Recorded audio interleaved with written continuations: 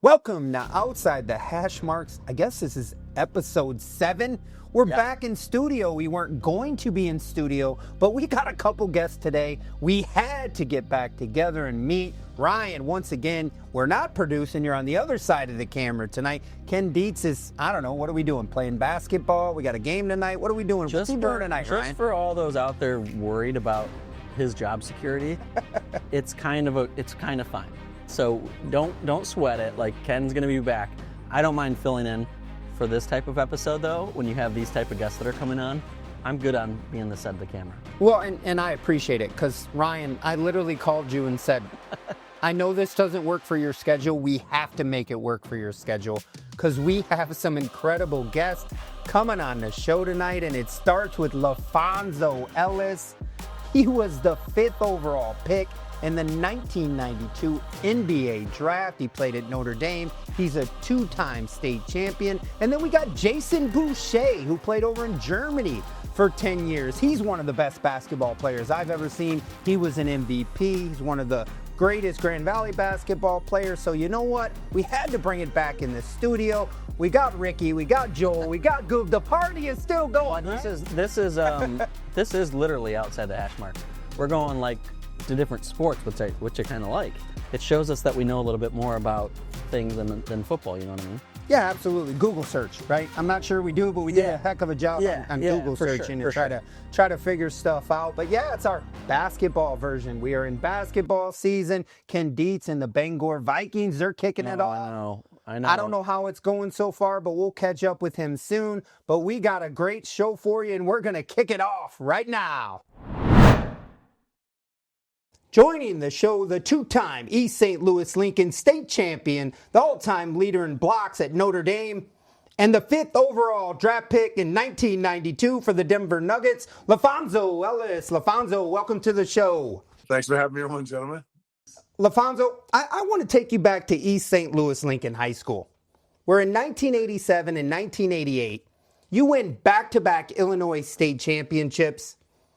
And what you did in those games was kind of incredible. You averaged 27 points a game, 13 rebounds, and 6 block shots. And I believe in 1988, you had 9 block shots in the state championship game. I've never seen that ever, especially in a state championship game.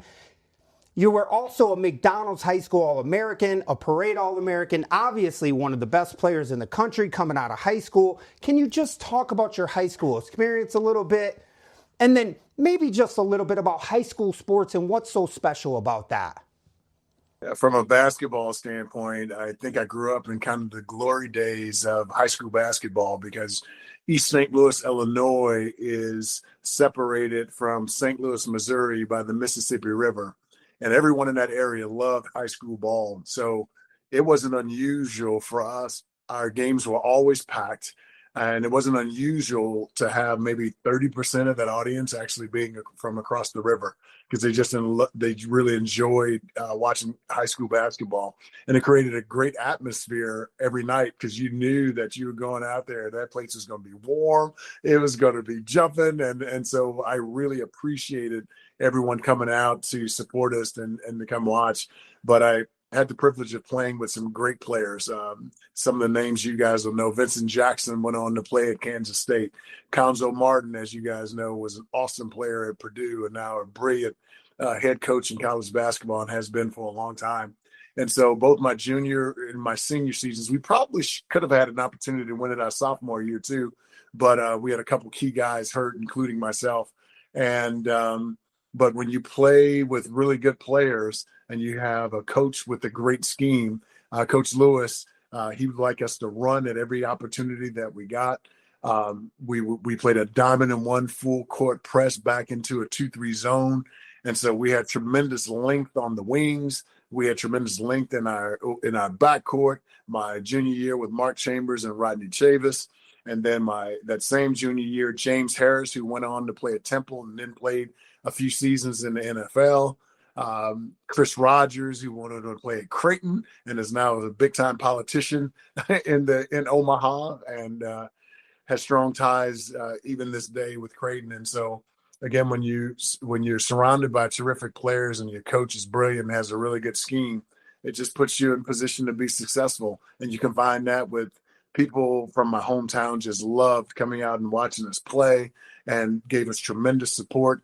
It was just a really cool time to play high school basketball. It's waned a little bit because I know here in Indiana they have that same kind of following, but it was a really fun time to be able to play high school basketball with some talented dudes and great coaching.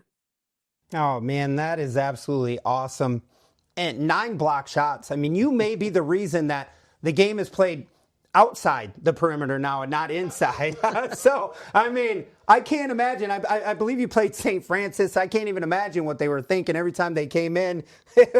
They got their shot blocked, but just an incredible high school career. Then after high school, those guys are a big-time player, too, and Eric Anderson, who went on to play at Indiana, played a couple years in the league, and Lord rest his soul, he passed away early. And then to your point about the coaching earlier, Benny Lewis, my high school coach, won 4 state championships in the 80s. That's unheard of and is a legend in his own right. Oh my goodness, that is phenomenal. That is awesome. So LaPhonso, after high school, you go play for the University of Notre Dame. You go play for Coach Digger Phelps for 3 seasons. And then your senior season, then you play for John McLeod. You helped lead Notre Dame to 2 NCAA tournaments. In 1992, you play in the NIT championship game. In your career over 4 years, you averaged 17 points a game, 11 rebounds, and 3 block shots. And you are Notre Dame's all-time leader in block shots, and you're the only player in Notre Dame history to lead your team in block shots for 4 straight seasons. Obviously, you transitioned with coaches from your junior to your senior year, but the things you did at Notre Dame were absolutely incredible. You were inducted into the Ring of Honor in 2021. I know that was a really cool thing. Can you just talk to me a little bit about your time at Notre Dame, some of your success, and just a little bit about how special that university is, and a little bit maybe about South Bend and how much that community means to you? Yeah, I had a wonderful experience at Notre Dame, and an atypical experience in that a guy named Andy Castellani was a senior at Notre Dame and a dorm mate of mine. He and I became really good friends right away. He's from South Bend, in fact, just the north side of South Bend. And because of that relationship, I was able to get off campus quite a bit. I used to get my hair cut on the south side of town at Al's barbershop. Still, he's 82 years old and still cutting hair and doing a great job. And then I meet my wife the beginning of my sophomore year. She transferred home from Ball State to St. Mary's. She's from South Bend, and we started dating the first 2 weeks of our sophomore year. Been together ever since. She's my girlfriend for 36 years and my wife for 33. And so because of those 2 relationships, not only did I get a chance to have a fruitful and fulfilling experience on campus as an athlete and as a student, well, I got a chance to be out and amongst the South Bend folks who were, talk about the high school support I received when I was in high school. The support that we received when I was here, the 4 years I played ball at Notre Dame, was second to none. As you know, we had all those multicolored, funny-looking seats, and I call them our blue-collar crowd. When I was in school, they came out in full support, whether we were playing against a lesser-known team or if we were playing Duke on our home floor. So, again, the atmosphere was great. And back then we were independent. And so Coach Phelps felt that if he could put together a strong strength of schedule and we could play and we would win 20 games, then that would automatically get us into the NCAA tournament. And a great example of that, though Coach had resigned by that time, my senior year when John McLeod came around, we played USC and UCLA, both perennial top 25 teams out west. So if we played UCLA out there, we played USC in the same year on our home floor and vice versa the next year. Then we'd come to the Midwest. We played Marquette and DePaul. We played Indiana, Kentucky, Michigan, Louisville, and then we'd go out east and we'd play Duke, North Carolina. We played Georgia Tech. Who am I missing here? We just played a gauntlet of a schedule, and it was fun being an independent because you got a chance to play against teams who were from the Pac-12, the Big Eight, the mighty ACC. And so it was a really great experience from that standpoint. And Coach Phelps, I've said it over and over again, 2 things for him is I had a privilege of playing for the great Pat Riley, I've had the privilege of playing for some great coaches, but if it's a 5-point game, up or down, tied with 5 minutes to go, he is absolutely the best strategist in those situations than anyone I've ever seen. He's just brilliant in those situations. And the thing I loved about him is he was always talking to us about the game outside. He would say the game outside of basketball that he referred to as the game of life. So not only was he trying to prepare us for those of us who had the ability to play beyond, he was also preparing each of us for when that ball was stopped, whether it be in college or stop bouncing, whether it's college or if you had the privilege of playing some level of pro outside. And one of the things that I still carry around with me is a little note that he used to give us with these little sayings. One of his is don't assume, follow up, and have a backup. And so if something would go awry, the first thing would ask you, he'll go, did you assume? What was your follow-up? Did you have a backup? And so I'm so grateful to him and eternally grateful to him for those valuable life lessons that he taught me while I was playing for him for 3 years, but certainly all of the little X's and O's and the importance of attention to detail that he was so strict about in playing under him. I owe him a great deal of gratitude for the impact he's had on my life. Oh, my goodness, absolutely.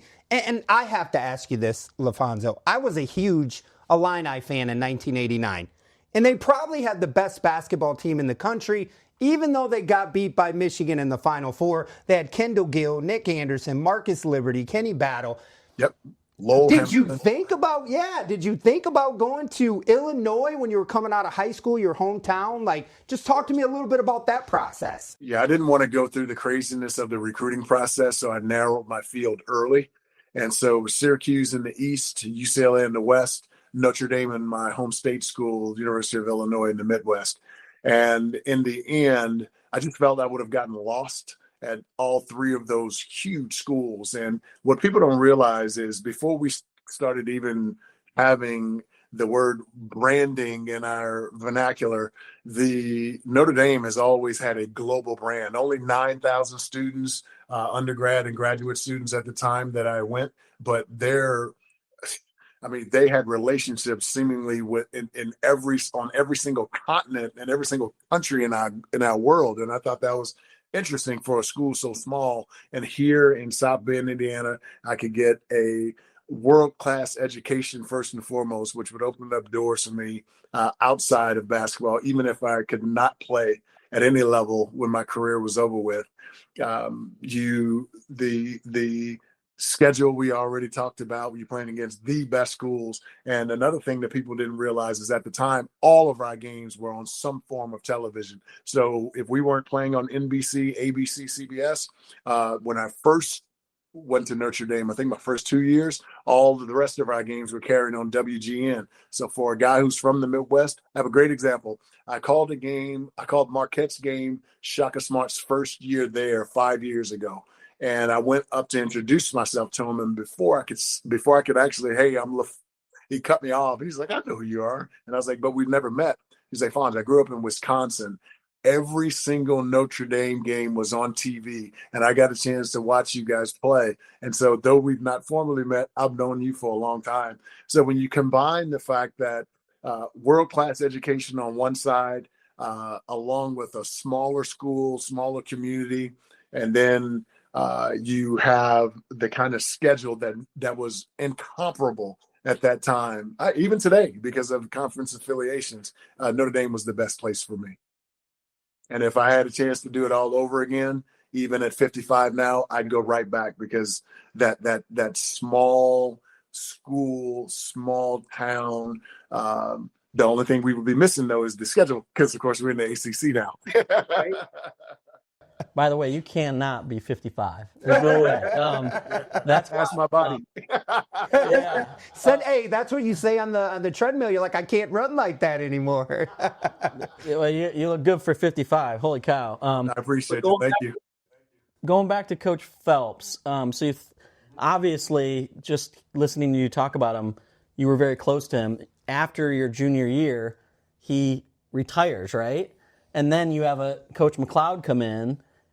What was that feeling like when you found out that Coach Phelps is done and McLeod's coming in? I mean, Did you think about going to the draft? I mean, were you upset about it? Were you ready to roll with McLeod? Like, what were your feelings initially? Yeah, early on, it's what everyone feels. You go all self and like, what's that mean for me? And then once you kind of get a grip on that one, you go, what does that mean for my teammates? Are we gonna lose teammates and all of that? And I was so sad for him because obviously that I realized very quickly that even outside of the Notre Dame bubble, everybody, I didn't realize how much of a celebrity he was nationally. Coach Phelps, everybody seems to know him, whether you're the president of the United States or you the custodial engineer over at Bethel.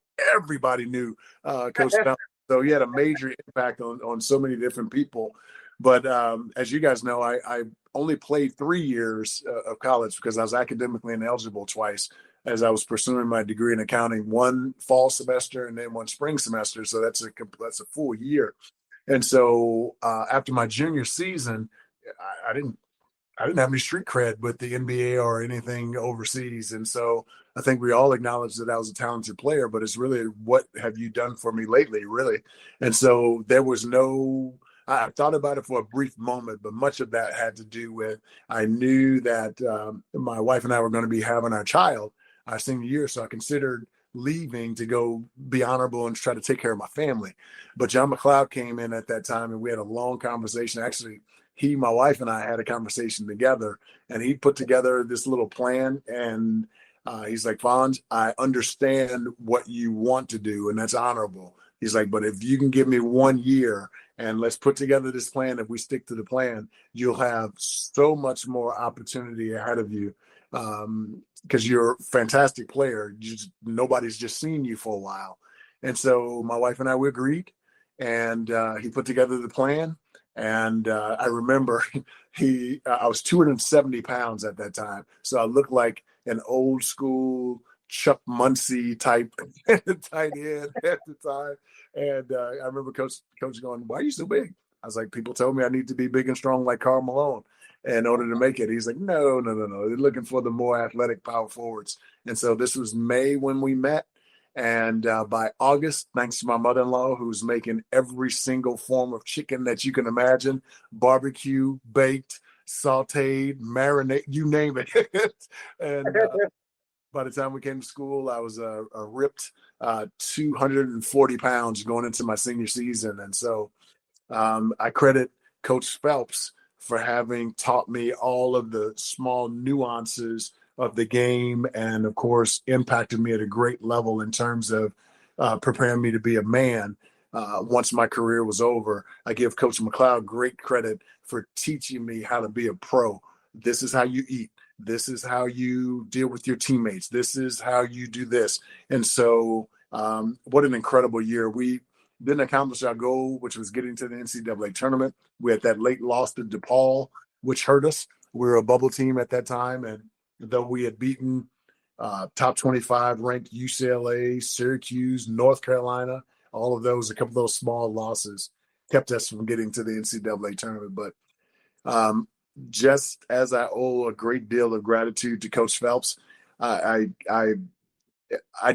honestly don't have the words to describe the gratitude that I have to Coach McLeod, because he took a guy who was a zero at that moment in terms of having the ability to play beyond, to trusting me with the program, trusting me with our teammates, and trusting me with my wife and my daughter. And the Lord was merciful and gracious through that process and put me in position to later on be the 5th pick in the draft. Who would have thunk it? Real quick, last question. I know we're going to talk about NBA. Who was the best college player that you ever played against? Christian Laettner, and there's no question about it. No hesitation. We didn't even prep you with that question. Right, this dude. So we talk about players who played then that could play now. People forget that Christian Laettner shot a high percentage from the 3-point line, even though the 3-point shot wasn't really an impactful shot during my day. At 6'11", he could run, he could pass it, he could shoot it, he could play with his back to the basket, he could drive either hand from the perimeter and finish with either hand around the rim. He had a pull-up J. Christian Laettner was awesome. I can't speak to Michael Jordan because I didn't play during that time in college, but in my mind, Christian Laettner is the baddest college basketball player of all time, maybe with the exception of Lou Alcindor and Bill Walton. Wow. Wow. I love that. That is awesome. They the documentary, I hate, Christian Laettner or whatever, and a lot of people didn't like him, but Shaq says the same thing. Like, everybody talks about how phenomenal he was in college. Well, you didn't have a lot of street cred at one point at Notre Dame, but you certainly did after your senior year. You are the 5th overall pick in the 1992 NBA draft by the Denver Nuggets, and you had a sensational rookie season. Your first team all rookie, you averaged 15 points a game, 9 rebounds, just under 2 blocks, just an incredible rookie season. And then your best season was 96-97. You averaged almost 22 points a game. Just a phenomenal feat. And you guys did something when you were playing for Denver that had never been done before. I'll call it one of the greatest upsets of all time. I don't know how you look at it, but in 1994, when you're playing in Denver, you're the number 8 seed, and you're playing Seattle, and they got Sean Kemp, Gary Payton, they're the number 1 seed. You guys are down 0-2. You win 3 straight games to come back and win that series that had never been done before. Just phenomenal. I think a lot of people remember that from Dikembe Mutombo's celebration on the floor with all the excitement. I know you were fist pumping. I seen videos. We got videos of that. But you had an 11-year NBA career. You played for 4 different teams. Can you just talk to me a little bit about your NBA career, just how special that was, and maybe a little bit about that 94 playoff run? Yeah, it was surreal. Being drafted in the first place is, let's see, in the spring of my senior year, I think I was projected to be a late first round, early second round pick.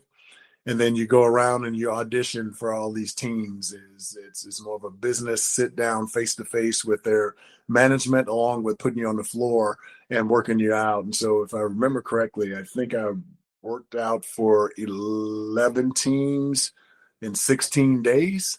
And so it was pretty arduous, but the Lord was merciful and allowed me to be able to get through it and perform well. One of the issues that they were concerned about were 2, because of and understandably so, because of my academic ineligibilities. They questioned my work ethic, even though John McLeod, my coach, had coached in the league for 18 years and had incredible credibility with all of the leagues and with all the teams in the league and their general managers. That was a negative. And then the other, they didn't think I could shoot because, of course, when I was in college, we didn't need me to be out in the perimeter because I was surrounded by great shooters like Elmer Bennett, Damon Sweet, Billy Taylor could shoot it. Didn't need me to. And so the first thing, even Denver, who worked me out twice during that 16-day period, is they put me through the gauntlet. They had me shooting all these different shots, and I shot the ball pretty well. And then the second time, they thought it was a fluke. So instead of taking me to the hotel, we do dinner, and they work me out the next morning. They take me literally straight to the gym.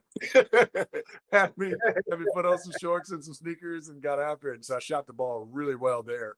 And so as draft approached and word got out that I could shoot, I believe I was supposed to be chosen between 21 and 27, somewhere in there going into draft day. And so sitting there with my family, my in-laws, my mom, my brother, my aunt, mother-in-law, brother-in-law, my wife, of course, our daughter, my agent leaned over to me and he said, "Denver's going to take you 5th. I thought that they would take me at 13, but and I was like, "There's no way they're going to take me at 5th." And sure enough, David Stern called my name as the 5th pick, and man, the emotions that went along with that were just indescribable. It's a confluence of a whole bunch of things, but felt so grateful for that opportunity. And then I go to Denver, meet everyone, and right away, Dikembe and I clicked, and had the opportunity to be a starter right away because a guy named Anthony Cook, who played at Arizona, ended up tearing his ACL over the summer, and Dan Issel, the horse, of course, the great Kentucky great and ABA great, who was my rookie coach that year. Because of that, he looked at me and said, "We, as a rookie in the league back then, you don't have a name. Your name is Rookie, or Rook for short." And so he said, "Rook, you're going to play and you're going to start. It will behoove both of us if you play well." And so I was given a great opportunity to play alongside some terrific players. Dikembe, of course, Hall of Famer. Mahmoud Abdul Rauf could flat out. He was the Steph Curry of our year.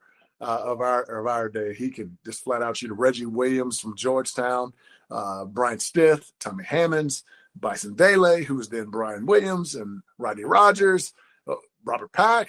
We had a really good group of guys who over a 2-year period developed a great chemistry that put us in position to be able to accomplish what no one had ever had done before, which has become the first 8 seed to be the number 1 seed. To your point, we're down 2-0. Everyone thought we'd get swept going back to Seattle. But, when you're young that way, as one of the youngest teams in the league, ignorance is bliss. And we had a great deal of confidence that we could go back on our home floor and win 2 games. But we wanted to do it one at a time, and different guys stepped up and had big games. I think Reggie Williams, if not 30, he was pretty close to 30 in game 3. I had a big game 4. Game 5, I got in foul trouble. Robert Pack and Bison Dele carried us. I got a chance to hit some big shots late, and we shocked the world. Yet it's interesting from a character standpoint. You mentioned Sean Kemp. Hey, Concord. Hey, my class, Concord, yeah. my senior class in high school. I love Sean. He man, that dude. He was a player. So Detlef Schrempf, Gary Payton, Sam Perkins, they had a squad. But as I mentioned to you, over a 2-year period, our chemistry grew and we became tight, and we had dealt with adversity, and we didn't get down on each other when we experienced adversity throughout the course of the game. However, in the fourth quarter, I saw those guys literally implode. They're yelling at each other and all that. And again, being young, I'm looking at it going, I literally looked at our teammates. I was like, we got these guys. And Kendall Gill tipped it in, went to overtime, and we were able to get some stops and knock down some shots. And that was the greatest experience of my entire NBA career. And to have the privilege to not only accomplish that, but to do it with some really good guys, a remarkable experience for me. That's awesome. That's great. Now, this is kind of like a Chicago office, as you notice. Like Cubs, Bears, we're Bulls fans, and so I love it when I hear of former players talk about their Michael Jordan story. You hear it from players all the time that it played. Do you have a Michael Jordan story? I have 2. One that was a little bit more intimate is one of the teams that I worked out for was the Chicago Bulls. And so after one of these drills, they were letting me get water and take a little break. So I remember I was sitting on my bump with my hands back, and I hear a door open and then close. And it's Michael Jordan walking close near me and walking past me. And he's like, LaPhonso, I heard you were in. Just want to say hello. I wish you well with your process. And I'm like, jeez. Wow. Right? That's MJ. I mean, hey, he's no Christian Laettner, but that's MJ. That's right. And so that was my one cool experience. And then if I'm not mistaken, I think it's the year that they won 72 games. Remember, they were on that 20-plus game win streak. We were the ones who ended that streak when they went to Denver. And so, And so that's with Dennis Rodman and that group. And, and they were worthy of it. They when they traveled, I don't know anything about the Beatles, but I hear about the fanfare that those guys had. I mean, you knew the Bulls were in town, because if it was just a normal game, even against a great team like the New York Knicks or Hakeem Olajuwon and the Houston Rockets, there would be like one media production truck out there. But when it was the Bulls, it looked as if there were 50 out there. It was just a completely different deal. And then, your fans who were so loyal, and in our case, wearing their blue and gold, that kind of thing, when the Bulls would come to town, there was a lot of red and black in McNichols Arena. And so it was a bit annoying in that way. But those would be my 2. The fact that he went out of his way to say hello as a rookie and what that meant to me. And then, of course, just as competitors, to be a part of the team who stopped that 20-plus game win streak that they had on the year that they, I think, set the record for the most wins in a single season with 72 wins. Just some really cool experiences.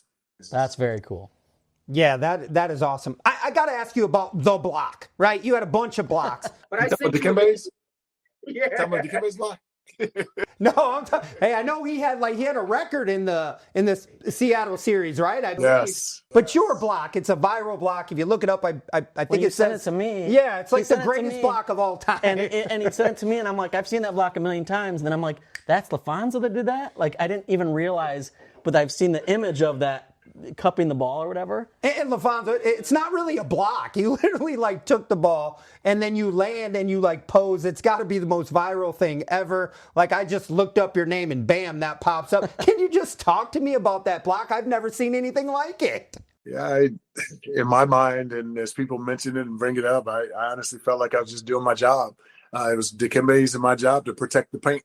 And I believe I was weak side, and I saw Brian Davis coming out, left center, coming down the lane. And, you're either going to block it, get dunked on, or you're going to foul him. And so I honestly didn't think much about it other than to go just try to protect the rim, and jumped, and instinct just kind of takes over. And then I remember landing, and I realized I had the ball still in my hand. And if you look close, I knew I'd stepped on the baseline, so I tried to get my foot back inside the line. I don't think you called it. I think you're good.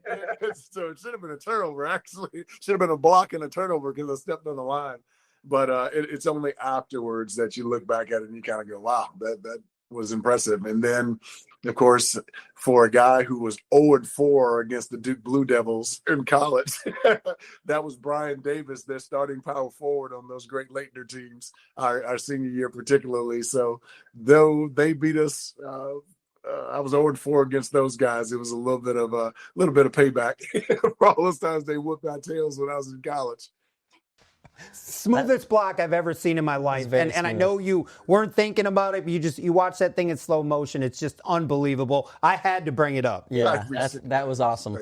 And I know we're going to talk a little bit about what you're doing now, but before we do, last question about NBA. Who was the most difficult player for you to guard? Charles Barkley.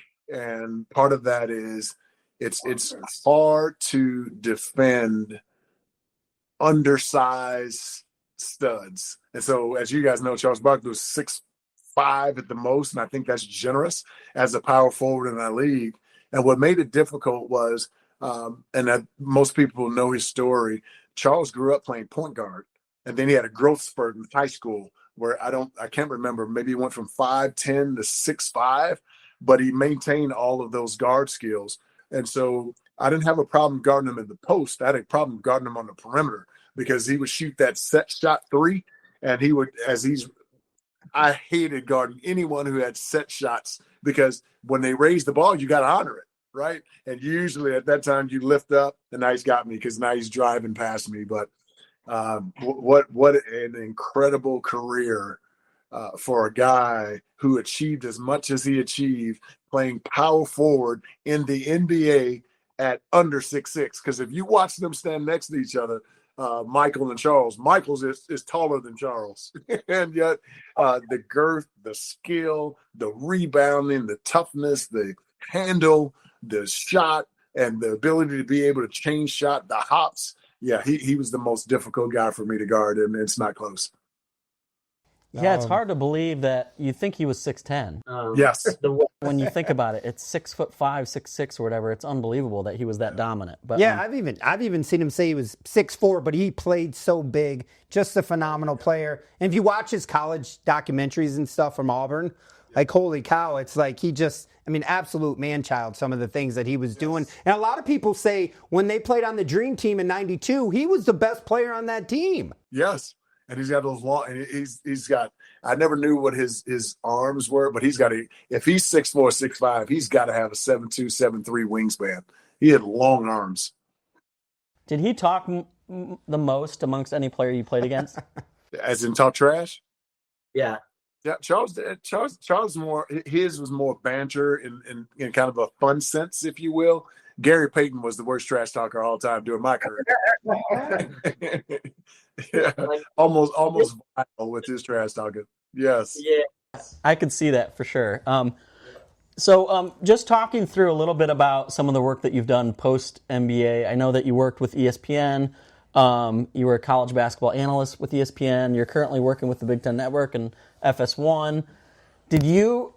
Was this what you envisioned yourself doing when you were, let's say, in college and, going to school? Did you ever see yourself as kind of a correspondent and analyst like this?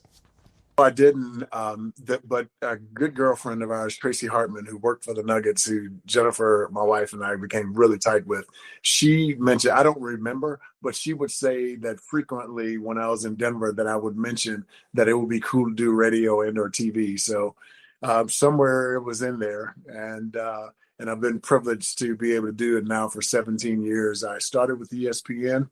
I worked for them for 14 years. The Lord gave me great grace there. Those folks treated me unbelievably well the entire 14 years I was there. I was promoted to College Game Day my 9th season and got to serve in that capacity along with Reese Davis, Seth Greenberg, and Jay Billis, which was an incredible experience. And 3 years ago, as many know, they were trying to get $30 to $35 million off their books. And so they had a massive, massive layoff that included studs like Mark Jackson and Coach Van Gundy, who I thought were one of the best duos. I'd say for those two, outside of Shaq, Penny, Charles, and what they were doing with TNT, they were the next funniest duo in professional basketball. And so that speaks to the talent that ESPN let go that year.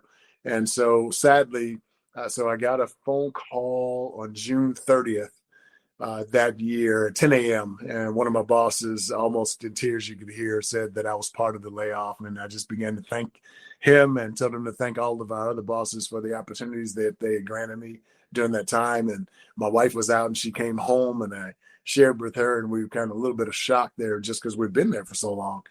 And the very next day was just devastating. We found out that our 31-year-old daughter had passed away in her sleep. So 10 a.m. on a Friday, June 30th, and then 2 p.m. on a Saturday, the very next day. So it was a rough 36 hours for my family, yet God's grace and mercy is always active, even in the midst of tragedy, because during that time, Fox had reached out to us, had been interested in bringing me on. And what's significant about that is Fox, as far as college basketball is concerned, only has 1/10 of the inventory that ESPN has. ESPN, with regard to college basketball, we have 3,000 games of inventory over there, just men's alone. And so you go to a company that has 300 games of inventory, and they already have a stable of guys who are terrific analysts. The fact that the Lord would open up an opportunity for me to be able to go and join these guys during the midst of incredible tragedy for our family has just really been great. So it's my 3rd season working for those guys. So technically I work for Fox. Fox owns, many people don't know, Fox owns the Big Ten Network. So we have Fox, obviously traditional channel. They have their Fox Sports 1, and then we have Fox Sports 2 as well. Not much inventory goes on there, but Fox also owns the Big Ten Network. And so I work for Fox, and I do about 4 or 5 games for the Big Ten Network. And you talk about excellence. The Big Ten Network has invested, or Fox has invested so well in the Big Ten Network that oftentimes when you see their studio production or if you see their game production, there's not a lot of difference from it and even a CBS production, which shows you how high a level the Big Ten is doing it. And Mark Holsey is the president over there, and they do a fantastic job. But my boss over at Fox, Jordy Wimmer, those just some great guys. Bardia on the studio side. So I'm honored to be having been with these guys for the last 3 years after a 14-year successful career at ESPN.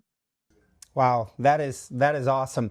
And I want to share a little bit of a story. I talked to you a lot at the gym, and we were recently talking, and I was talking about you doing the broadcast and color commentary and how well you describe the basketball game and how easy you make it to understand.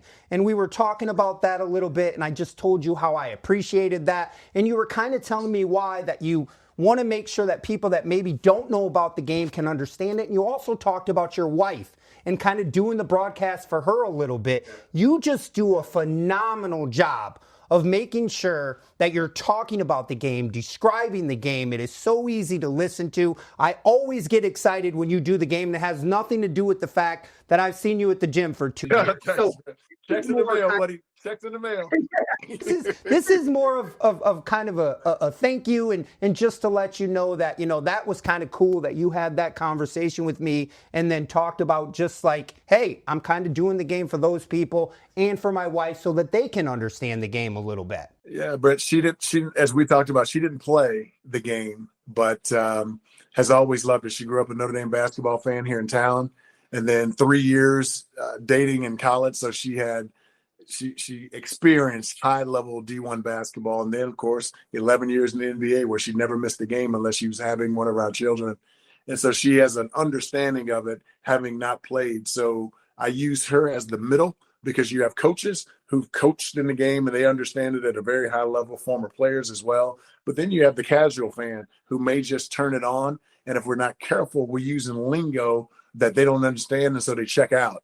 And so to me, she's like the perfect middle person. And if I can call the game to her, I don't frustrate and annoy the high-level basketball thinkers, but at the same time, I'm receptive to the person who may just be watching for the first time and never have watched a basketball game before. So my mantra with it is I try to be light and informative is what I call it. So I try to be light, have a good time with it, and yet try to inform you as to what's going on and try to point out things that are going on off the basketball, because most people watch the basketball the entire time so they can see that a 3-point shot was made. I don't feel like I'm serving them well if I say, nice 3-point shot from the corner, but I feel like I'm serving or if I can say, wow, what a great screen that was set on the weak side of the floor that made that guy chase, which gave that person the wide open look. And if we have the opportunity, the next dead ball, we can show that screen and now show the screen that was set. And now the viewer gets the chance to see how that wide open shot took place. So simple approach, but that's how I do it. That is phenomenal. I don't know that I could give you a bigger compliment. I've always known who you were. I see you at the gym. You are the nicest human being I've ever seen at the gym. Because, listen, LaPhonso, you don't get 5 minutes where somebody's not coming up, saying hi, talking to you. I know you're trying to get on the elliptical, lift, do all those different things. You talk to everybody. Like, I would just be running on the treadmill. You'd pat me in the back, say, hey, good job. We'd talk about Indiana basketball. You literally treat everybody with so much respect. And that's one of the reasons I was so nervous to come up and have a conversation. Said, hey, can I get you on the podcast? And you were just so nice. You're so nice to everybody. And I know if you're in the South Bend area, a lot of people know that, but I just want to make sure that you understand the impact that you had on me just for the person that I see that you are, and the time that you take to communicate with me means so much to me. Well, praise God, man. It's a simple approach. All of us have been created in the image of God and are worthy of respect and dignity. And so in an imperfect way, having been saved by the Lord, is I try to give what's been given to me. And so simple approach. Oh, absolutely. LaPhonso, real quick, do you have a thought process on Notre Dame not making the playoff? I was disappointed, Brent, but as we talked about with Coach Phelps and playing and being an independent and what that means. So we tried to he put together a great schedule. We tried to win 20 games because he used to say all the time, you never want to give them you want to convince them beyond a shadow of a doubt, because he said, if it's close, he said it's always gone against us. Now this is 33 years ago. And so because it was close, I said to my wife, I was like, I'm uncomfortable. And I would run into people who would say, oh, we're in. And I would say, why would you say that? Because we have such a huge following. And I'm like, well, I'm of the old school. And I'm saying if it's close, it's going to go against us because they perceive us as being arrogant because of our independence. And I can understand why they would say that. But of course, not all of us are that way. And so what an incredible run, though. I'm so proud of Marcus Freeman and our team to be able to win 10 straight after losing 2 to ranked teams. And I don't know, man. My only pushback is this: if they were saying that Miami was ahead of us, then 2 weeks ago in your rankings that you put out every single week, then put them in front of us so that we can all be sitting on the side going, man, I just hope something happens that we can get in. But now, and I'd like to think that they made the decision that they thought was the best decision. But now the three of us are sitting back going, Bama had 3 losses. ESPN does have an affiliation with the SEC. They also have an affiliation with the ACC. So did Notre Dame get snubbed because of their relationship with the SEC and the ACC? Or did they really feel that Miami, having won against us in a head-to-head situation, even though it was on the road at Miami, and even though we won 10 straight, you see what I mean? So all they had to do is just 2 weeks ago, put Miami in that slot, and if we didn't get in, all of us would be like, okay, well, we just didn't get in, and it was because we lost to Miami at Miami. Yeah, and LaPhonso, we all have a trained eye, right? You work in TV. I understand Miami beat Notre Dame. We can both see those teams and how they've developed as the season went on. Those two teams went in a little bit of a different direction. So I know a lot of people here are upset. That's hard for us. But LaPhonso Ellis, I cannot thank you enough for being on the show. I know I was bothering you, texting you at the gym, but I really appreciate you so much for coming on the show, and I wish you nothing but the best. Thank you. Blessings to you both. You guys have a Merry Christmas.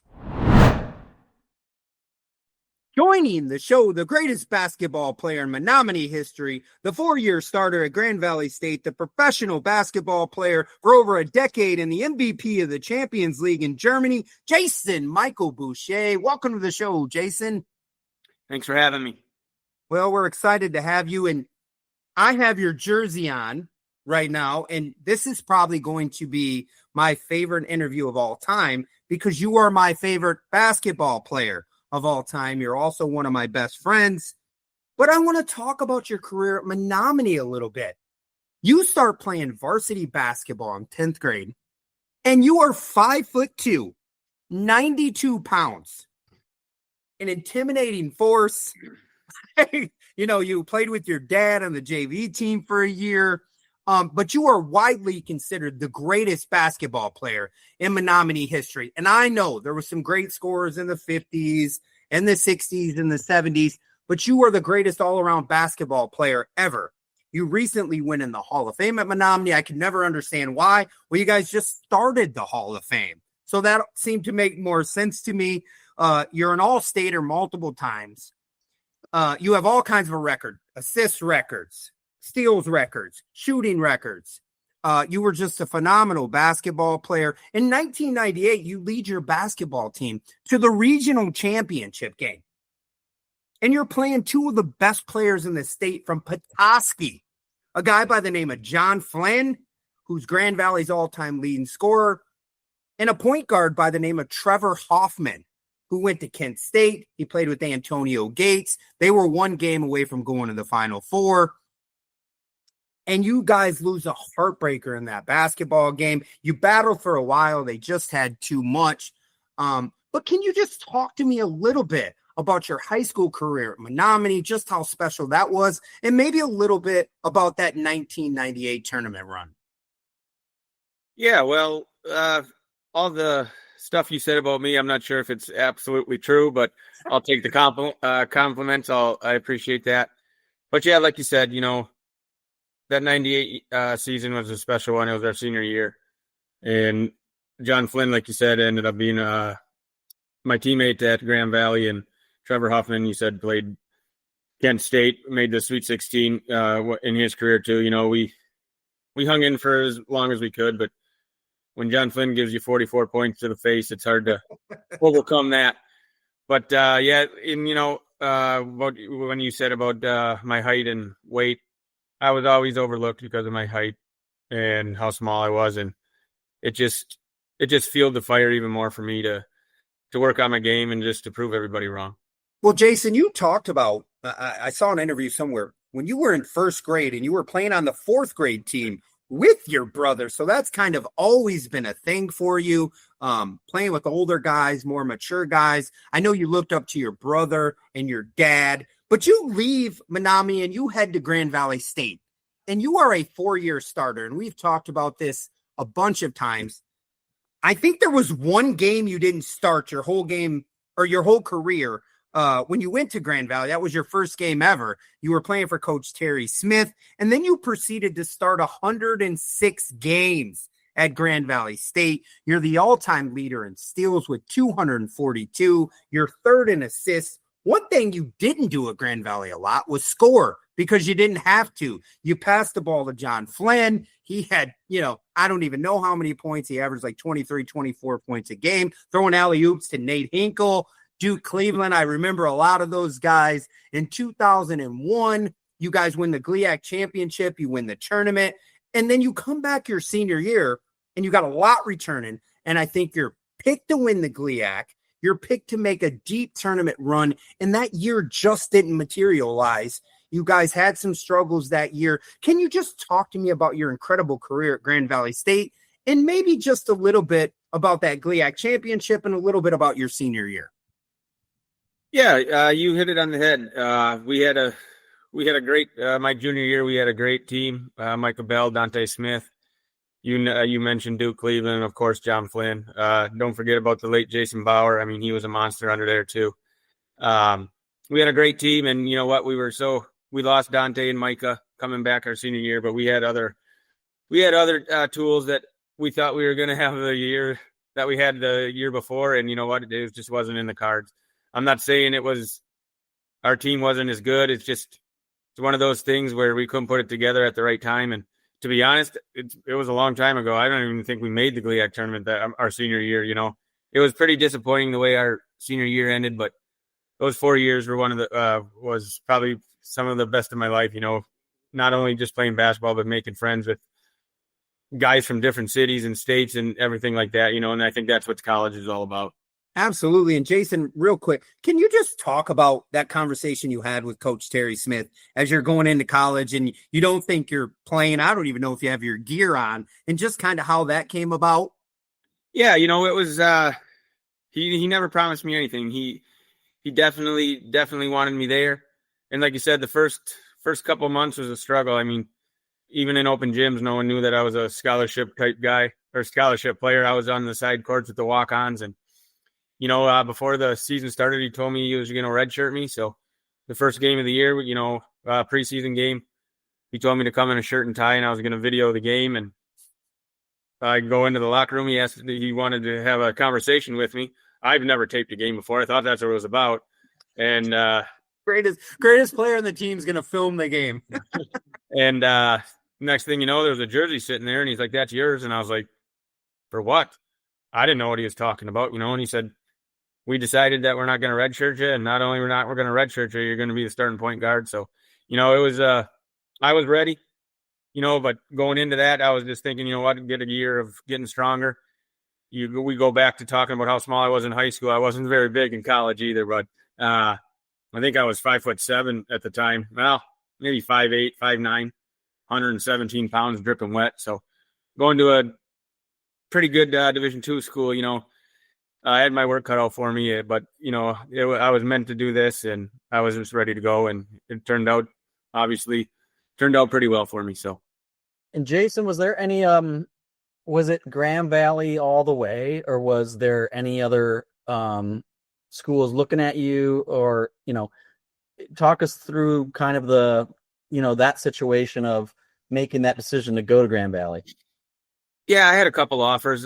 Wisconsin Green Bay was offering a walk-on spot, and I had Northern Michigan and Michigan Tech that were interested too, but they couldn't promise me any money or any scholarships and this and that. And I took a visit to Grand Valley, and the reason why I got the visit to Grand Valley is because when we played Petoskey in the regional finals, Terry was there, or Terry wasn't there. The assistant Scott Pedersen was there actually watching the game before when we played Beaverton.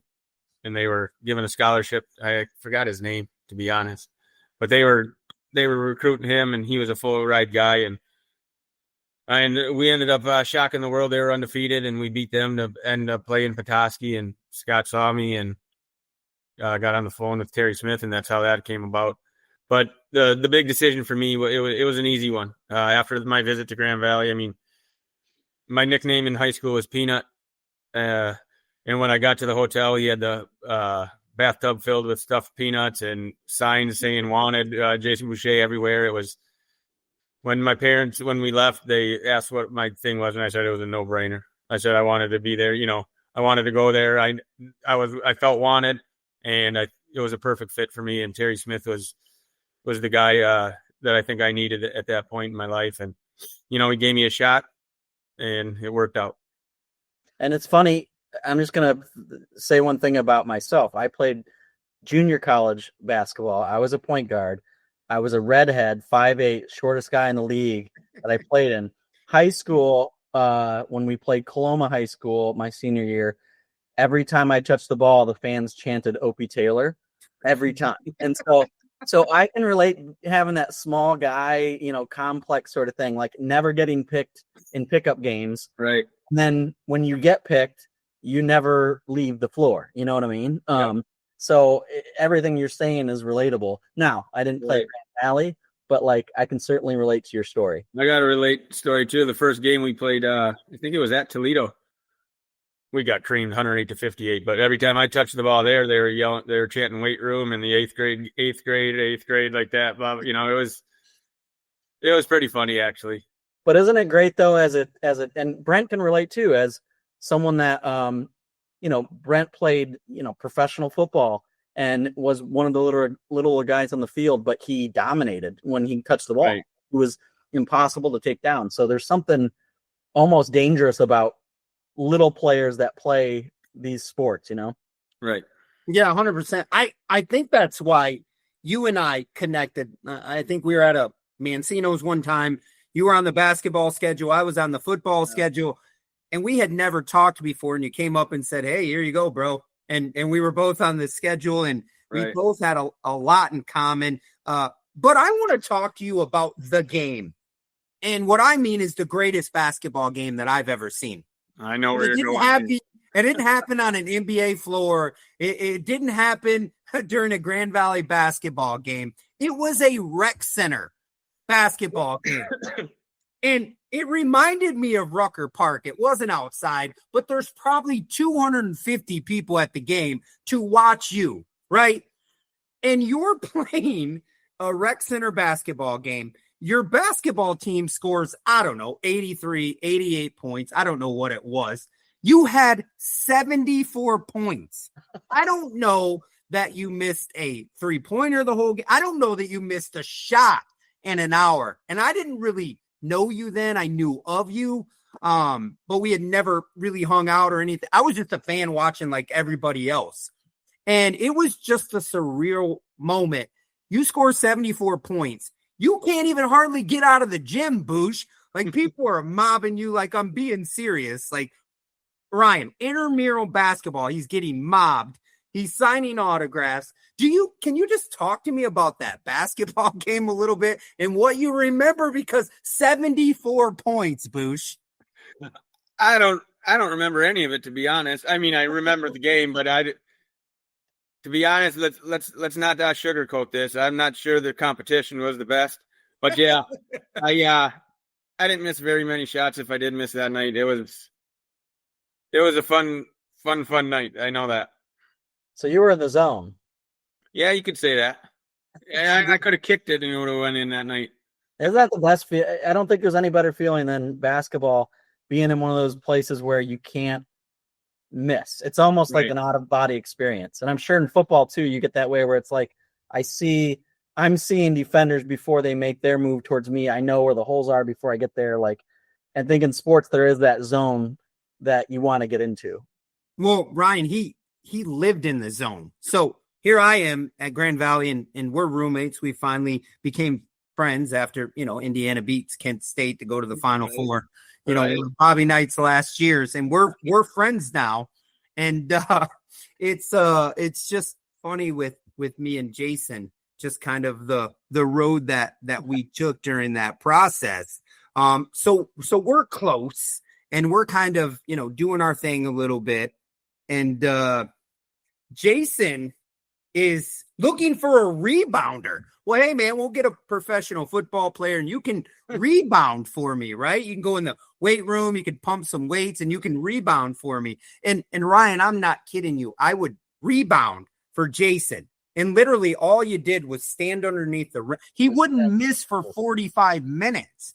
I've never seen anything like it in my Your life. memory's better than mine. Well, I mean, I'm giving you the real memory. I think you're trying to block it out, but we would do that all the time when we lived together. Now, he wasn't out, throwing me dime passes, but I was out rebounding for him. The greatest shooter I'd ever seen was my dad, who could just shoot free throws in a set shot. This dude running from one side of the court to the other, throwing them up, and never missed. Jason, I know a lot of that work ethic came from your father, Shannon, who was the coach at Minami, the JV coach for 27 years. You got a lot of that from your brother, Eric. Can you just talk to me about that work ethic a little bit? Yeah, it was instilled in me as a young boy, but it helps when your dad's a high school basketball coach. You have the keys to the gym at all times. And even that, ever since I was that little boy in first grade, it's all I wanted to do, and I think that's big these days. Most parents force kids to go outside and play or work on the game. And that wasn't me. My parents never forced me to do it. I wanted to do it. And I hated shoveling, but I would shovel just so I could clear the basketball court off in the driveway just to get some extra shots up. And like you said, my brother was a big part of that. I looked up to him when I was a young kid. And it helped playing against my brother and my brother's friends because they were 3-4 years older than I was, a lot bigger and stronger. It made me play harder just to compete with those guys at that age. And, I think that's a big thing to have a sibling like that to even let you hang around with his friend. Most of the times I don't think he really enjoyed it that much, but because I would follow him around all the time. But, just to have him make me feel a part of his guys and his group of high school friends, it was nice. And Jason, real quick, I feel like I have to talk about your dad a little bit. Your dad wasn't just a JV basketball coach. Your dad was a phenomenal basketball player. We'll talk about your book that's out here in a little bit, but can you just talk about your dad as a basketball player? First time I ever meet him, he comes to Grand Valley and he's telling me all these crazy stories. And I'm like, there's no way this is true, but a lot of them are true. Just talk about your dad and how great he was. Right. Like you said, I didn't know. I really never got to see him play when he was younger. I seen him in rec leagues and, men's leagues and this and that. And yeah, he was, like you said, he was an excellent shooter. He's both hands. He's ambidextrous. He could shoot on the left side of the floor. He'd shoot left-handed. On the right side, he would shoot right-handed. But like you said, he almost made it was called the ABA back then. He got an injury. I think he tore his ACL or meniscus or something like that in tryouts. And they took Larry Brown, the coach, instead of him. So, you know what? It's actually a blessing in disguise because if he probably would have made it, he probably would have never met my mom, and I probably wouldn't be sitting here right now. So that's great. Now, because you coach now, right? Yes, Best Chicago High School. So do you coach kind of a similar style to the way your dad coached? Do you notice, or are you completely different? Yeah, I'm probably completely different. My dad's philosophy was outscore the other team. He didn't really care too much about defense. His motto was, if you outscore your guy, you'll win. So, and I'm pretty much I'm a stickler about, I'm not afraid to shoot the ball and run and gun here and there, but you know what? It's a staple of our my program is on the defensive end, and we work towards that, getting to that perfection every night, and we're off to a good start this year, and hopefully we can keep it rolling. That's great. No, I would think it'd be flipped with today's culture of basketball of, the 3-point shot and run and gun and stuff like that. So it's kind of refreshing to hear from a coach that's like, stop the ball first. Let's focus on defense because that'll open up stuff for offense. So, right. Yeah, great. Ryan, you'll hear about his scoring, but he made his mark before he ever started scoring a lot, playing lockdown defense, steals on that end of the court. So I definitely see why that is your philosophy. And then you proved a little bit later in life that you could fill up the bucket. And that's what I want to talk about right now. You had a long professional basketball career. You're coming out of Grand Valley State. You were talking about how small you were. I don't care how small you were. You had a lot of looks from NBA teams. There was teams that talked to you about 10-day contracts. You had multiple opportunities. They didn't end up working out, but it wasn't because you weren't good enough to play at that level. I think you had a lot of the same problem I did. Size, is he strong enough? But a lot of NBA teams were interested. So you head off to Germany in 2004 and you start playing professional basketball, and you do that for 2 seasons. And then you head back to the United States and you start playing in the IBL kind of all over the place. You play for the Grand Rapids Flight, the Battle Creek Knights, the Michigan Mayhem. You're a 2-time IBL All-Star. You just had a phenomenal career. But I think there was something there that said, you know what? I love Germany. I want to go back to Germany. And then you would leave in 2008. You would go play in Germany. You'd play the rest of your career over there until 2015. I believe you retired when you were 36. And this is where you became a scorer. And you were an incredible scorer. It's not that you couldn't do it. You shared the ball. You had other scores. When you were in Germany, you had multiple seasons where you averaged 28 points a game. You were the MVP of the league. I remember a game where you had 55 points, 53 points. All you did was score in Germany. Can you just talk to me a little bit about your pro career, a little bit of that transition from being a playmaker to a scorer, and just a little bit about all the things you did in your professional basketball career? Yeah, you nailed it on the head again, B-man. In college, I didn't have to shoot. Like you said, when you have John Flynn on your team, you're an idiot if you don't throw him the basketball. So, but it wasn't that I couldn't do it. It just wasn't what I was asked to do. And my first year overseas, I went over there thinking to be the same guy, just the playmaker guy, just to get my guys involved, blah, blah, blah. And you know what? The coach said, if you're going to stay here, we're going to have you score some points. And that's all I needed to hear, boy. I put in the time. I put in thousands, millions of shots. And once I got the green light that first year over there, it was all uphill from there for me. You don't tell a shooter to shoot. I know that. And what was the kind of, I guess it's a basketball question too, but just the culture shock, I mean, I've been to Europe, I've been to Japan, I've been to different places as a traveler, as a visitor, but like you're going over to like start a life and have a profession. I mean, what was the life like outside of basketball? Just because that has to be stressful. Yeah. To be totally honest with you, the first year I cried myself to sleep. It was different.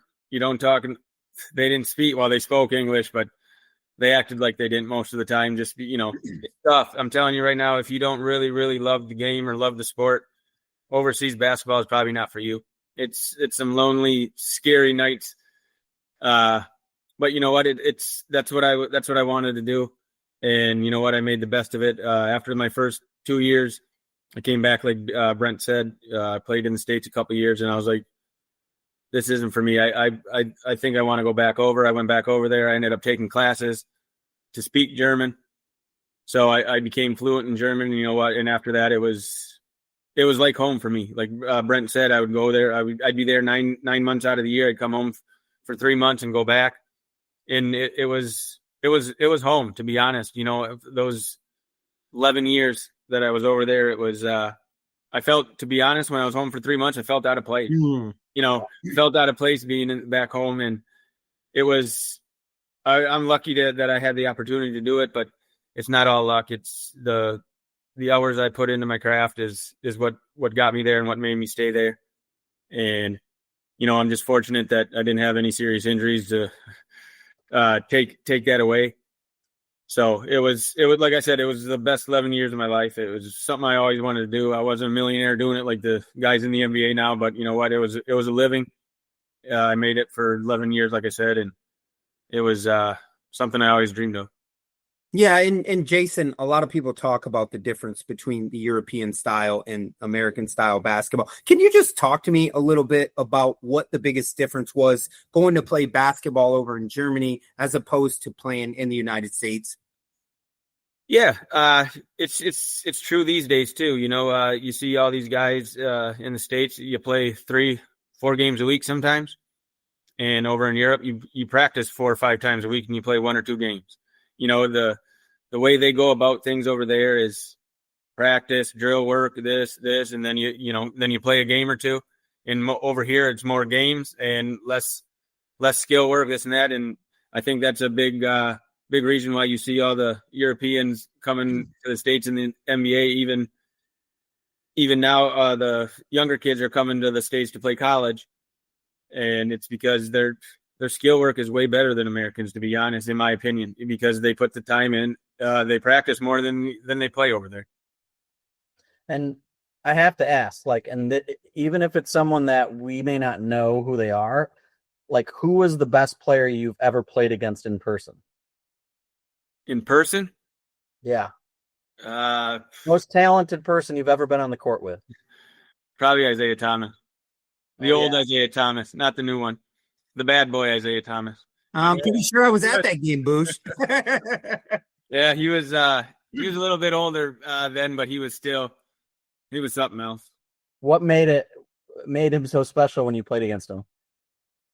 It's just Isaiah Thomas. You grow up idolizing guys like that, and then you get on the court with him and you're like, okay, he's done, he's retired, he doesn't have it anymore. Believe you me, he still had it. I think he gave me 47 points. It was unbelievable. I couldn't stick in front of him. And then when I sagged off, he hit threes. It was a rough evening. It was a rough evening for me. Michael Jordan calls him the best point guards outside of Magic Johnson right. That he's ever. I mean, that's saying something. So he's got to be pretty special. Yeah, I can't imagine how fast and how good he was when he was playing. Because, like you said, I think he had to be almost 40 by then when he was doing what he was doing at that Detroit program that we were playing in. So. Wow. Yeah, and we were traveling to Detroit, me, you, Bill Hill, and we're traveling to Detroit a lot. You didn't just play Isaiah Thomas. You played Tayshaun Prince, Charlie Bell. You had the whole Flintstone party over there, and we would go to Pontiac, Michigan, over in the Detroit area, and you want to talk about packed gyms. These are like pro-ams, and Booch is in there, and we got, couple GLIAC players. And we're taking on the Pistons, and literally the bad boys Pistons, the 2004 NBA champion Pistons. That was the kind of competition that I would go watch Jason play every single week. I think people just don't understand. I was your biggest fan ever, right? I just was, because I appreciated everything that you did. I know all the work that you put in and just how good you were at the game. And Jason Boucher is a first-round NBA pick if he's 6 foot tall and 175 pounds, and it's really not even a question. That's how talented he was. And you're talking about, I've had a chance to see a lot of guys play basketball. I've never had a chance to see anybody play the game of basketball better than you, Jason. And now you're, from what I understand, you've got a kid or a couple kids that play sports. Is that right? Right. I have a 9-year-old son and a 8-year-old daughter. So what is that like watching? And I know your son's a really good athlete. Do you have rules that you set for yourself? My son is a good little athlete too. And sometimes I'm just I got to keep my distance. I don't want to get too involved. I don't want to say things because I'm still that competitor. So, how is that as a dad now watching your kid play? Are you one of those that's kind of in their face or more? No, I'm one of those guys where I'm kind of like my dad was with me. Yeah, I don't even want to say the word push because Bo is like I was. He's the one begging me to go to the gym. He's the one begging me to go outside. He's the one that's doing it. And you know what? For me, I'm going to end up coaching him here in a couple of years anyway. So I let his coaches coach. I'm the dad. I'm one of his biggest fans. And, I just enjoy him watching him play. And he, as of right now, he's playing the right way. I know it sounds weird because he's only 9 years old, but he plays the right way. He's not selfish. He's a great teammate. And, that's all I can ask of him. I love that.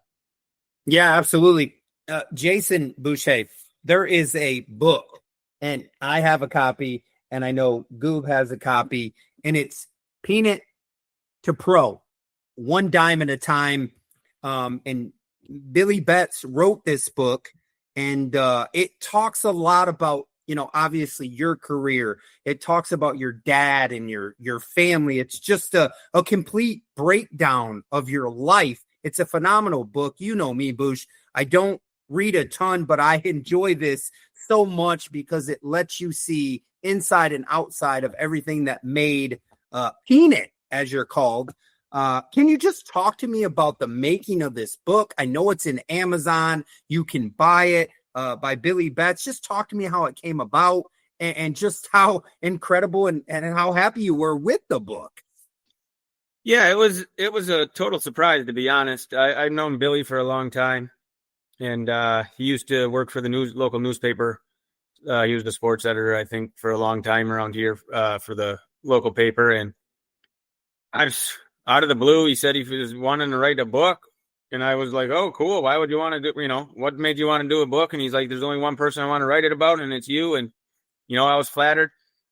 And it took a while, man. That book is probably 3 years in the making. He'd come over to the house, ask questions. It would be every Sunday for 3-4 hours for probably 3 years to put it all together.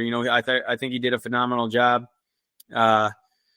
It's an in-depth book, man. It's like you said, it's everything from when I was little about my parents and my grandparents and, everything about that with my 2 kids too. And you know what? I was flattered, and I'm just glad that I was really happy the way it turned out. And there's been a lot of people that said that they've got the book and enjoyed it. And, that's what it's all about, especially around here, a small town, when people come up to you and, say, oh, we read your book, we didn't know this about you, it's humbling. And, I appreciate Billy for choosing me to write a book about. And, like you said, I'm speechless, to be honest. I never thought in a million years someone would write a book about my life. When you're a little kid from Menominee, Michigan, who wants to read a book about him? But there's been a lot of people, way more than I expected, that said that they bought a copy and really enjoyed it. So cool. Yeah, we'll definitely plug the book on the show here, so people know where to find it. Yeah, that's what I was going to ask you, real quick, Bouch. I know you can get it on Amazon. Where else can you find, Peanut to Pro, One Dime at a Time? Like, where can you buy that? Yeah, Amazon. You can buy it off Amazon, and then Billy does a nice job of getting bulk orders of books, and we sell them around here just for cash, $30 a book or something like that. And he does a good job of asking if I need any more and this and that. Usually by the time I get books, I've already have them sold. So then he's got to order some more. So I think it's been out for almost 2 years now, year and a half maybe. And like I said, every time we get an order, they're gone before I even get them. So it's pretty cool. It's great. Yeah, I think that all that I can tell you is that's how popular and how well you're known in the UP. And I have the autographed version. I also have the autographed jersey. Jason, I got one kind of last question for you. You are a basketball coach. You're at Peschico. You've been there since 2020. You're very passionate about coaching basketball. As a matter of fact, when I'm home, I never miss a game. I love watching you coach basketball. That's why me and Goo come up there 2 times a year so we can watch you coach. But you guys are currently 4-0 this year. And you have a really good basketball player on your team, Dominic Baxter. He has over 1,600 points. He's close to getting 2,000 points. He can fill it up. I know he's a top 200 player in the state. Can you just talk to me a little bit about your basketball career? Maybe when you knew you wanted to coach, and a little bit about your 2025 version. Yeah, ever since I was done playing, I wanted to coach because I missed it. When you get to that age and you can't compete at the highest level, you want to still be around the game. And I knew that's what I wanted to do. And Peschico gave me an opportunity.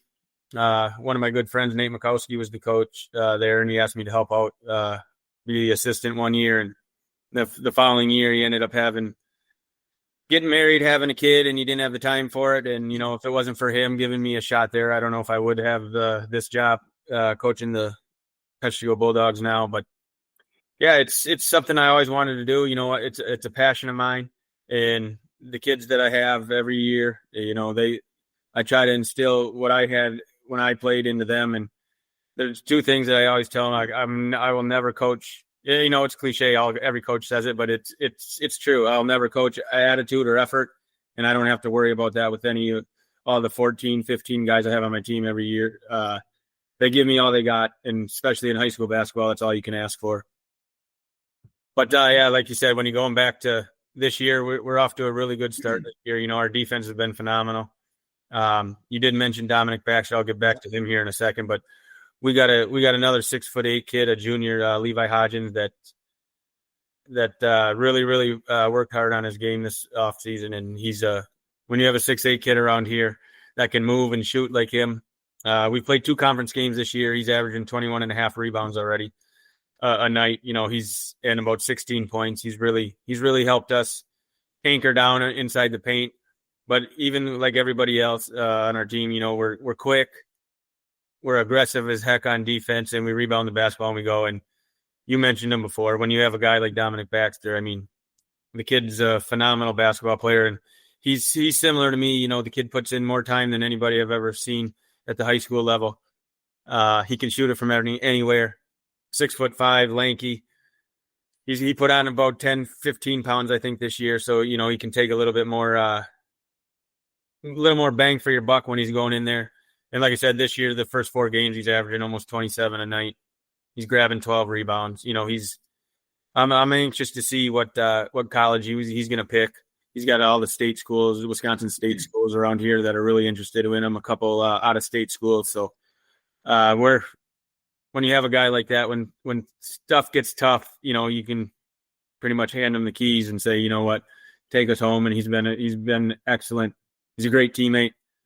And like you said, he went to a different school his freshman year to play with his brother in O'Connell, and then he's only been with us since a sophomore. So he's the all-time scoring leader at Peshigo, and pretty much he did it in a year and a half. And now I think he had almost 1,500 coming in, and he's already got over 100 this year. So yeah, he's well on his way for 2,000 points. Wow. Yeah, that's just absolutely phenomenal. And I know how passionate you are. My last question for you. You went to Menominee. You're probably 3 minutes away from Menominee, coaching basketball and in the same area. Do people ever razz you a little bit and say, hey, you're not coaching there. You're not around the Maroons. You're coaching over in Wisconsin. Ryan, the setup is nothing I've ever seen, right? So Jason's house is in Wisconsin. And then when I do a workout and I run around the block, I am in the state of Michigan. So, yeah. But Jason, does anybody ever say, hey, man, we'd love to have you back at Menominee and do the hometown thing? Do you ever get that? Yeah, I get it probably once a week, to be honest. But you know what? The coach Menominee has now is doing a phenomenal job with those kids too. And, the chips didn't fall. I think I was still when my varsity coach actually retired, I was still playing overseas, so I didn't have a chance to apply for the Menominee job either. So, but like I said, the Menominee coach named Sam Larson, he does an excellent job with those boys. And, like you said, the Michigan-Wisconsin border is kind of weird. I went to high school in Menominee. I live in Marinette, right across the bridge, and my kids go to Peshigo High School, and I'm the coach for Peshigo. So the Tri-City areas, I knocked them all 3 of them. I got knocked down in one. That's so crazy. That's awesome. Yeah, you certainly did. Well, Jason Boucher, it was an absolute pleasure to have you on the show. Obviously, you're one of my best friends in the world. I come up and hang out with you any chance I get, and I wish you absolutely nothing but the best. Tell Bo, tell Ruby I said hi, and Uncle Goob will be coming soon. All right. Thanks for having me. Appreciate you guys. Ryan, we had some incredible guests on the show tonight. LaPhonso Ellis, he talked about playing the Bulls, the Chicago Bulls, with Michael Jordan and stopping their 20-game winning streak. He talked about his career, his time at Notre Dame. That was unbelievable. And then we had Jason Boucher, who talked about his 10-year career in Germany, winning MVP. Can you just talk to me a little bit about some of the guests we had on the show tonight? LaPhonso was a guy that I watched as a kid, so that interview stuck out to me more than any. The Bulls 20-game streak, it's just surreal to me to talk to somebody that was associated with that. Like, to play on the same court as that team from the 90s, Rodman and Jordan Pippen, like, is just, it doesn't make sense to me. It's too surreal. But I think the big takeaway from that interview was just how, like, classy and stand-up he is. Like, you said it going into this, like, he's one of the nicest people you'll ever meet. You hear that from people, but, like, genuinely, I think he is just so nice. And it was just a great conversation. We could have talked to him for hours if we wanted to. And so, being a Notre Dame guy, a fan of the NBA, like, that was an experience that I will not forget. That was a lot of fun. No, absolutely. And I know Ron Lowry over here, you have a signed towel from 1988 from him. So just a really cool show. I'm not going to say we're not going to be back in studio again. We weren't supposed to be back in studio tonight, but this was the biggest pop-up you could ever have. Yeah. And I didn't give Ryan a lot of options, and I said we got to get together, but what an incredible show. And I promise you, we will be back again with more content from Outside the Hashmarks. We miss you, Ken Dietz.